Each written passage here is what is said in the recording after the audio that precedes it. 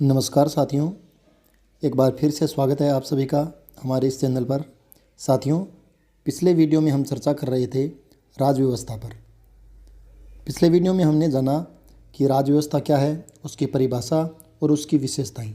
साथियों, पिछले वीडियो में हमने ये जाना कि संसद द्वारा बनाए जाने वाले कानून और न्यायपालिका के निर्णय, संसद द्वारा बनाए जाने वाले कानून और न्यायपालिका के निर्णय, ये सभी राज्य व्यवस्था के अंतर्गत पढ़े जाते हैं। इसके साथ साथ हमने देखा था कि कुछ गैर संवैधानिक निकाय भी होते हैं, उनके द्वारा जो क्रियाकलाप किए जाते हैं वो भी राज्य व्यवस्था के अंतर्गत आते हैं। तो साथियों, आज हम इस वीडियो में गैर संवैधानिक निकायों को पढ़ेंगे। इसके साथ साथ गैर संवैधानिक निकायों को अच्छे से समझने के लिए हम संवैधानिक निकाय और असंवैधानिक निकाय, इनके ऊपर भी अच्छे से चर्चा करेंगे। तो साथियों, इस वीडियो में हम जानेंगे संवैधानिक निकाय कौन से होते हैं, असंवैधानिक निकाय कौन से होते हैं और गैर संवैधानिक निकाय कौन से होते हैं। इस वीडियो को देखने के बाद आप अच्छे से जान पाएंगे कि संवैधानिक निकाय, असंवैधानिक निकाय और गैर संवैधानिक निकाय, इनमें क्या अंतर होता है। तो चलिए करते हैं शुरुआत इस वीडियो की। देखिए साथियों, हमने अभी तक बहुत सारी चीज़ों को जाना है। एक हमने राज्य व्यवस्था में ये देखा था, जो हमें अभी पढ़कर आए हैं, कि संसद द्वारा कानून का निर्माण किया जाना और न्यायपालिका के जो निर्णय होते हैं, जो संविधान के किसी प्रावधान को प्रभावी करने के लिए जो निर्णय दिए जाते हैं, ये राज्य व्यवस्था के अंतर्गत पढ़े जाते हैं। यानी संसद का संचालन है, न्यायपालिका के निर्णय है, ये राज्य व्यवस्था के अंतर्गत पढ़े जाते हैं। ऐसे ही देश में कुछ गैर संवैधानिक निकाय होते हैं, उन गैर संवैधानिक निकायों द्वारा जो क्रियाकलाप किए जाते हैं वो भी राज्य व्यवस्था के अंतर्गत ही आते हैं, क्योंकि वो भी देश की व्यवस्था को चलाने में अपनी भूमिका निभाते हैं। इसलिए गैर संवैधानिक निकाय जो क्रियाकलाप करते हैं वो भी इसमें राज्य व्यवस्था में माने जाते हैं। तो संसद का संचालन, न्यायपालिका के निर्णय और गैर संवैधानिक निकायों द्वारा किए जाने वाले क्रियाकलाप, ये राज्य व्यवस्था के अंतर्गत पढ़े जाएंगे। तो गैर संवैधानिक निकायों को पढ़ने के लिए हम संवैधानिक, असंवैधानिक और गैर संवैधानिक तीनों निकायों को पढ़ेंगे। तो चलिए इसको आगे बढ़ाते हैं। देखिए, सबसे पहले हम देखेंगे संवैधानिक निकाय, यानी कॉन्स्टिट्यूशनल बॉडीज। ये क्या होती है? संवैधानिक निकाय वे संस्थाएं हैं जिन्हें भारत के संविधान के प्रावधानों के तहत स्थापित किया गया है। यानी संवैधानिक निकाय वे संस्थाएं हैं जिन्हें भारत के संविधानों के प्रावधानों के तहत स्थापित किया गया है। इनका उल्लेख संविधान में किया गया है और इनके कार्य, शक्तियां और कर्तव्य संविधान द्वारा निर्धारित हैं। यानी आप ऐसा समझें, देश में ऐसी संस्थाएं जिनका वर्णन संविधान में है, संविधान के प्रावधानों के अनुसार जिनका गठन किया गया है, जिनकी स्थापना की गई है और संविधान में उनकी शक्तियों, उनके कार्यों और उनके कर्तव्यों का उल्लेख रहता है, वो संवैधानिक निकाय है। एक लाइन में आप समझें, जिन संस्थाओं का, जिन निकायों का संविधान में वर्णन है, संविधान में उल्लेख है, वे निकाय संवैधानिक निकाय कहलाते हैं। यहाँ उदाहरण देखें, भारतीय निर्वाचन आयोग, इलेक्शन कमीशन, अनुच्छेद 324। अनुच्छेद 324 संविधान का एक अनुच्छेद है, एक आर्टिकल है, और अनुच्छेद 324 में भारतीय निर्वाचन आयोग का उल्लेख है। तो इसका मतलब भारतीय निर्वाचन आयोग एक संवैधानिक निकाय है, एक संवैधानिक संस्था है। आगे देखें, संघ लोक सेवा आयोग, यूपीएससी, अनुच्छेद 315। अनुच्छेद 315 में संघ लोक सेवा आयोग का वर्णन है, उल्लेख है, तो ये भी एक संवैधानिक निकाय है। ऐसे ही वित्त आयोग, फाइनेंस कमीशन, अनुच्छेद 280। अनुच्छेद 280 में वित्त आयोग का उल्लेख है, इसलिए वित्त आयोग भी एक संवैधानिक निकाय है। तो भारतीय निर्वाचन आयोग, संघ लोक सेवा आयोग, वित्त आयोग, ये वो निकाय हैं जिनका संविधान में वर्णन है और संविधान में वर्णन होने के कारण ये संवैधानिक निकाय कहलाते हैं और संविधान में इनकी कार्यों, शक्तियों और कर्तव्यों का उल्लेख रहता है। आगे देखिए, असंवैधानिक निकाय, ये कौन से होते हैं? असंवैधानिक निकाय वह है जो संविधान के प्रावधानों का उल्लंघन करता है या जिसका गठन कार्य संविधान के अनुरूप नहीं है। यानी आप ऐसा समझें कि असंवैधानिक निकाय वो निकाय होते हैं, वो संस्थाएं, वो संगठन होते हैं जो संविधान के प्रावधानों का उल्लंघन करते हैं। जो संगठन संविधान के प्रावधानों का उल्लंघन करते हैं, संविधान के प्रावधानों के विरोध में होते हैं, वो सभी संगठन, वो निकाय असंवैधानिक निकाय होते हैं। यानी संविधान का उल्लंघन करने वाला, संविधान का विरोध करने वाला जो निकाय है वो असंवैधानिक निकाय है। यहाँ उदाहरण से देखें, कोई भी संस्था जो मौलिक अधिकारों का हनन करे, अगर मौलिक अधिकारों का हनन करेगी, अगर कोई संस्था, कोई निकाय मौलिक अधिकारों का हनन करेगा तो इसका मतलब वो संविधान का उल्लंघन कर रहा है और वो असंवैधानिक निकाय कहलाएगा। जैसे आतंकवादी गतिविधियों में संलग्न संगठन, आतंकवादी गतिविधियों में संलग्न संगठन किस में आएगा? असंवैधानिक निकाय में, क्योंकि आतंकवादी गतिविधियां होती है वो लोगों को नुकसान पहुंचाती है, लोगों को मारती है, तो ये सभी असंवैधानिक निकाय कहलाते हैं। आगे, गैर कानूनी तरीके से स्थापित निकाय, ऐसा निकाय, ऐसा संगठन जो गैर कानूनी तरीके से स्थापित किया गया हो वह असंवैधानिक निकाय कहलाता है। अगर किसी संस्था का गठन बिना वैध प्रावधानों के हुआ हो, जो कानून का उल्लंघन कर रहा हो, कानून की प्रक्रिया के तहत उसकी स्थापना ना हुई हो, ऐसा निकाय, ऐसा संगठन असंवैधानिक निकाय कहलाएगा। तो आप एक लाइन में देखें तो आप ये कह सकते हैं कि संविधान के विरोध में, संविधान का उल्लंघन करने वाला जो निकाय होता है वह असंवैधानिक निकाय कहलाता है। आगे देखें,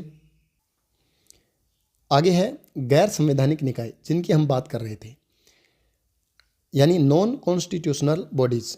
गैर संवैधानिक निकाय वे संस्थाएं हैं जिन्हें संसद के अधिनियम या कार्यपालिका के आदेश से बनाया जाता है। इनका उल्लेख संविधान में नहीं होता है।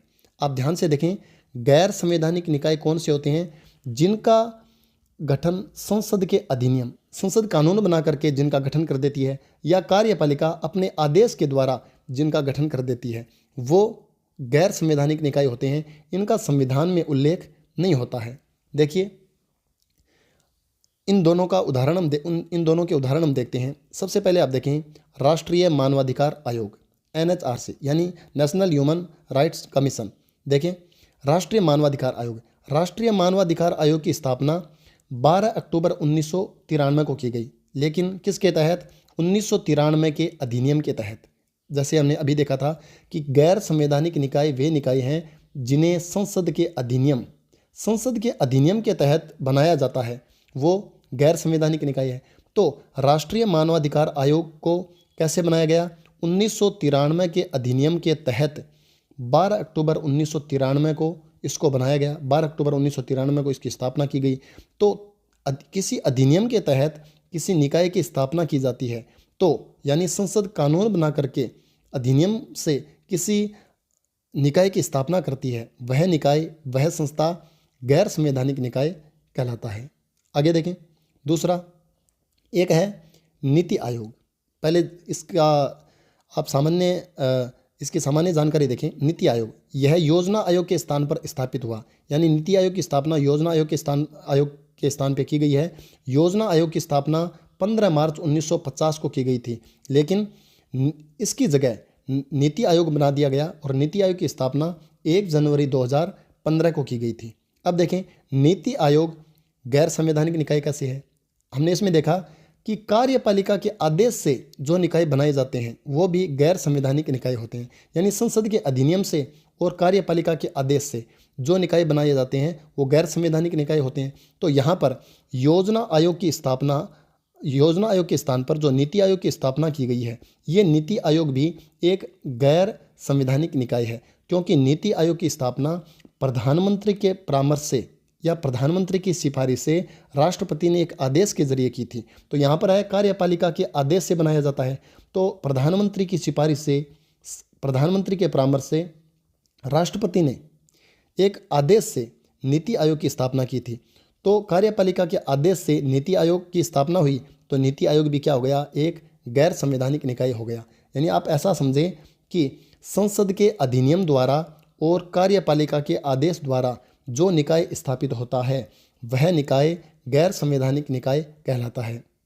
यहाँ आप ये देखें कि गैर संवैधानिक निकाय भी 2 तरीके के हैं। एक तो है कार्यकारी निकाय और एक है सांविधिक निकाय। राष्ट्रीय मानवाधिकार आयोग सांविधिक निकाय है और नीति आयोग एक कार्यकारी निकाय है। ये कैसे हैं? जैसे राष्ट्रीय मानवाधिकार आयोग क्या है? अगर ऑप्शन में गैर संवैधानिक निकाय है तो ये होगा। अगर गैर संवैधानिक निकाय और सांविधिक निकाय दोनों है तो पहले सांविधिक निकाय होगा, क्योंकि गैर संवैधानिक निकाय के अंदर कार्यकारी निकाय और सांविधिक निकाय आते हैं। सांविधिक निकाय कौन सा होता है? किसी अधिनियम के तहत स्थापित किया गया, संसद द्वारा किसी अधिनियम के तहत स्थापित किया गया निकाय सांविधिक निकाय कहलाता है। और कार्यपालिका के आदेश से स्थापित किया गया निकाय कार्यकारी निकाय कहलाता है। तो आप ये कह सकते हैं कि इनका गठन कैसे होता है? आप ये कह सकते हैं कि जो कार्यपालिका होती है, कार्यपालिका के आदेश से जो निकाय बनाया जाए वो तो कार्यकारी निकाय होगा। तो नीति आयोग की स्थापना कैसे हुई? प्रधानमंत्री की सिफारिश से राष्ट्रपति ने आदेश जारी किया और नीति आयोग की स्थापना कर दी। तो ये कार्यपालिका के आदेश से स्थापित हुआ, इसलिए ये कार्यकारी निकाय है। और राष्ट्रीय मानवाधिकार आयोग जो एक सांविधिक निकाय है, सांविधिक निकाय जब संसद किसी अधिनियम के तहत किसी निकाय की स्थापना करती है तो वो होता है सांविधिक निकाय। तो आप समझ गए होंगे कि गैर संवैधानिक निकाय किसे कहते हैं, यानी संसद के अधिनियम और कार्यपालिका के आदेश से जो निकाय बनाए जाते हैं वो गैर संवैधानिक निकाय होते हैं। ये भी दो प्रकार के हो सकते हैं। संसद के अधिनियम से बनने वाला जो गैर संवैधानिक निकाय होता है वो तो सांविधिक निकाय होता है, और कार्यपालिका के आदेश से बनने वाला गैर संवैधानिक निकाय कार्यकारी निकाय होता है। आगे देखिए साथियों, तो अब तक आपने वीडियो में ये जाना कि संविधान क्या है, संविधान की विशेषताएं क्या है, राजव्यवस्था क्या है, राजव्यवस्था की विशेषताएं क्या है, और इसके कुछ उदाहरण भी हमने देखे। अब हम जानेंगे संविधान और राजव्यवस्था में संबंध, इनका आपस में क्या संबंध है। देखिए, संविधान राजव्यवस्था का आधार है। संविधान है वो राजव्यवस्था का आधार है, यानी संविधान में जिन नियमों को, जिन सिद्धांतों को लिखा जाता है उन्हीं को राजव्यवस्था है वो काम में लेकर के देश का संचालन करती है। तो संविधान के प्रावधानों को व्यवहार में उतारना ही राजव्यवस्था है। संविधान के नियमों, सिद्धांतों को, प्रावधानों को व्यवहार में उतारना राजव्यवस्था है। इसलिए राजव्यवस्था का संविधान क्या हो गया? आधार हो गया। संविधान राजव्यवस्था का आधार है। राजव्यवस्था संविधान में दिए गए प्रावधानों के आधार पर संचालित होती है। संविधान में जो प्रावधान दिए गए हैं उन्हीं को ध्यान में रखते हुए राजव्यवस्था का संचालन किया जाता है। आगे देखें, संविधान स्थिर है जबकि राजव्यवस्था लचीली है। संविधान स्थिर है, जल्दी से इसमें बदलाव नहीं होता, जबकि राजव्यवस्था है वो समय के अनुसार बदल सकती है। संविधान में बदलाव प्राय दुर्लभ और कठिन प्रक्रिया के माध्यम से होते हैं। संविधान में बदलाव करना हो तो एक प्रक्रिया होती है, एक प्रोसेस होती है, लेकिन और जल्दी से बदलाव किया भी नहीं जा सकता। जबकि राजव्यवस्था समय के साथ बदल सकती है। राजव्यवस्था बदल सकती है, जैसे साम्यवाद से लोकतंत्र की ओर चले गए, राजशाही शासन से लोकतंत्र की ओर चले गए, तो राजव्यवस्था में समय के साथ बदलाव हो सकता है। संविधान एक आदर्श रूपरेखा प्रदान करता है, राजव्यवस्था इसे लागू करती है। ये वही बात है कि संविधान एक आधार है और राजव्यवस्था इसी आधार पर चलती है। इस प्रकार संविधान और राजव्यवस्था में स्पष्ट अंतर होने के बावजूद ये एक दूसरे के पूरक हैं। यानी एक ही सिक्के के दो पहलू कह सकते हैं। संविधान आधार है और इसी आधार पे राजव्यवस्था है वो चलती है।